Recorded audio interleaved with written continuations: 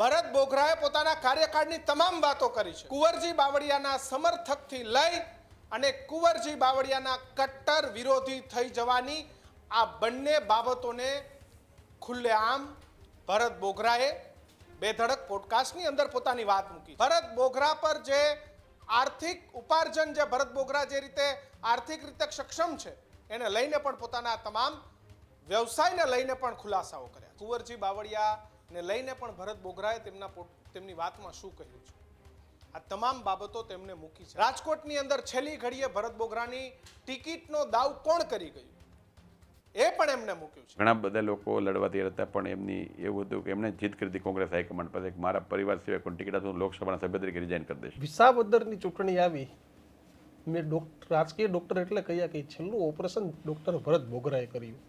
વાત સાચી છે કે આ પોલિટિકલ છેલ્લું ઓપરેશન તમારું હતું? જસદણ વિછિયા રોડ છે અહીંયા એમનું ચૂંટણી ફોર્મ છે એમાં એનું ઘર।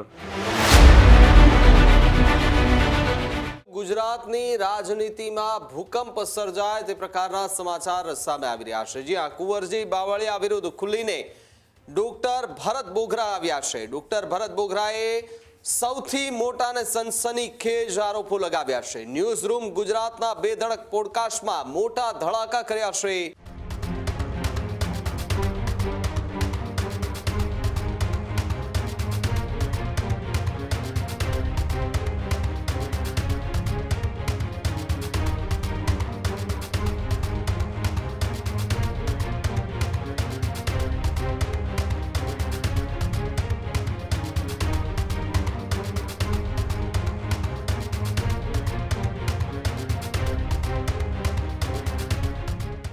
કુંવરજી બાવળિયા સામે ડોક્ટર ભરત બોઘરાએ મોટા બોમ્બ ફોડ્યા છે।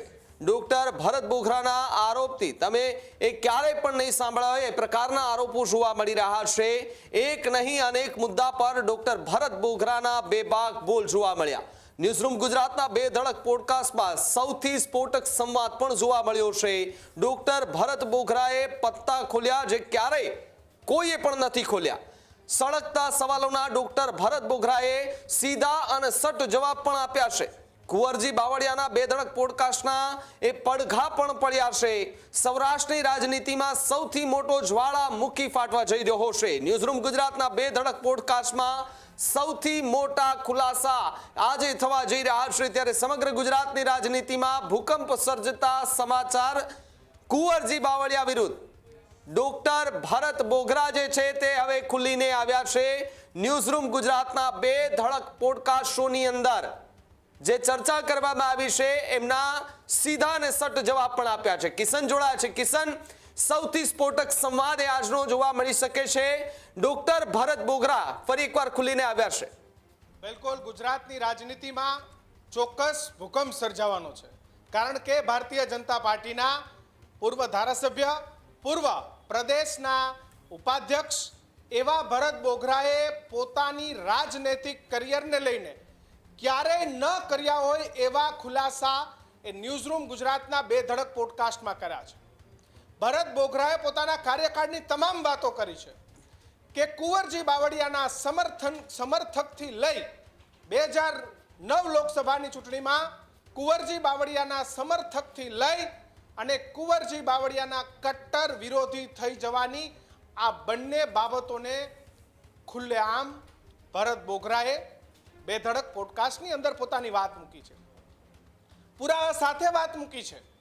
એમની પર લાગેલા જે આક્ષેપ છે, જે રાજનૈતિક ગલિયારાઓમાં થતી ચર્ચાઓ છે કે કેમ ભરત બોઘરાનું નામ એ ગુજરાતની કોઈ પણ લોકસભા વિધાનસભાની ચૂંટણીઓમાં ગાજવા લાગે, રાજ્યસભામાં ગાજવા લાગે।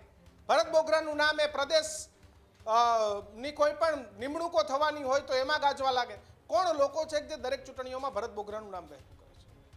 સાથોસાથ ભરત બોઘરા પર જે આર્થિક ઉપાર્જન જે ભરત બોઘરા જે રીતે આર્થિક રીતે સક્ષમ છે એને લઈને પણ પોતાના તમામ વ્યવસાયને લઈને પણ ખુલાસાઓ કર્યા છે। સાથે જ તમામ બાબતોને તેઓએ ખૂબ મોટા ધડાકા સાથે મૂકી છે। ઘણી બાબતો હું આપણે નથી કહી રહ્યો કારણ કે તમે જોશો તો તમને ખ્યાલ આવશે કે કુંવરજી બાવળિયા ને લઈને પણ ભરત બોઘરાએ તેમની વાતમાં શું કહ્યું છે, આ તમામ બાબતો તેમને મૂકી છે. આટલું જ નહીં, રાજકોટની અંદર છેલ્લી ઘડીએ ભરત બોઘરાની ટિકિટનો દાવ કોણ કરી ગયું એ પણ એમને મૂક્યું છે. સાથોસાથ રાજકોટ અને સૌરાષ્ટ્રની અંદર જે પત્રો વાયરલ થયા હતા, ન નામી પત્રોનો જે સિલસિલો ભારતીય જનતા પાર્ટીમાં ચાલ્યો, એમાં મહિલાની બાબતો હોય, એ શાળાની હોસ્ટેલોની બાબતો હોય, એવી ઘણી બધી જે ગંદી બાબતો છે એને લઈને પણ તેઓએ મહત્વના ખુલાસા કર્યા છે. આખા પોડકાસ્ટને લઈને જે મહત્વની થોડી બાબતો છે એ આપની વચ્ચે મૂકી રહ્યા છે. એ સંવાદને સાંભળશો તો તમને ખ્યાલ આવી જશે કે બે ધડક પોડકાસ્ટની અંદર કેવા કેવા મોટા ખુલાસા એ ભારતીય જનતા પાર્ટીના નેતા ભરત બોઘરાએ કર્યા છે. મારી હત્યા પાછળ કાવતરું ઘડવામાં કુંવરજીભાઈ બાવળિયા હતા. એ વખતે ઘણા બધા લોકો લડવા તૈયાર હતા, પણ એમની એવું હતું કે એમણે જીદ કરી હતી કોંગ્રેસ હાઈકમાન્ડ પાસે કે મારા પરિવાર સિવાય કોઈ ટિકિટ હું લોકસભાના સભ્ય તરીકે રિઝાઇન કરી દઈશ. વિસાવદરની ચૂંટણી આવી, મેં રાજકીય ડૉક્ટર એટલે કહ્યા કે છેલ્લું ઓપરેશન ડૉક્ટર ભરત બોઘરાએ કર્યું. વાત સાચી છે કે આ પોલિટિકલ છેલ્લું ઓપરેશન તમારું હતું? પ્રશ્ન કુંવરજીભાઈની માનસિકતાનો છે. એ સૌરાષ્ટ્ર આખામાં, ગુજરાત આખામાં આજે પણ અત્યારે તો સરકારના મંત્રી છે. એ તો 8 વર્ષથી છે. જસદણ વિછિયા રોડ છે, અહીંયા એમનું ચૂંટણી ફોર્મ છે, એમાં એનું ઘર. ખેડૂત ભાઈઓ છે ખેતરમાં ડ્રોન ઉડાવતા હોય છે ત્યારે આપણે એક પ્રશ્ન સતાવતો હોય છે કે જે આપણે અત્યાર સુધી જીપીએસ ટેકનોલોજીવાળા ડ્રોન વાપર્યા છે, જેથી કરીને મોબાઈલ ટાવર છે અથવા તો હાઈ ટેન્શન લાઇન પસાર થતી હોય, કોઈ વૃક્ષો હોય, ત્યારે જે જીપીએસ ટેકનોલોજીવાળા ડ્રોન છે એમાં ટકરાય અને ટ્રેસ થાય છે. પણ એગ્રીવન લાવ્યું છે GNSS ટેકનોલોજી ડ્રોન, જેથી કરીને એ ડ્રોન છે એ કોઈ જગ્યાએ ટકરાય નહીં, પોતાની રીતે જ ડિસિઝન લે છે અને મૂવ થઈ જાય છે, જેથી કરીને GNSS ટેકનોલોજી ડ્રોન છે એ વાપરવાનો આગ્રહ રાખો. અત્યારે જ ન્યૂઝરૂમ ગુજરાતની યુટ્યુબ ચેનલને સબસ્ક્રાઇબ કરો અને ઇન્સ્ટાગ્રામ અને ફેસબુક પર ફોલો કરો. અપડેટ રહો, સત્યની સાથે રહો.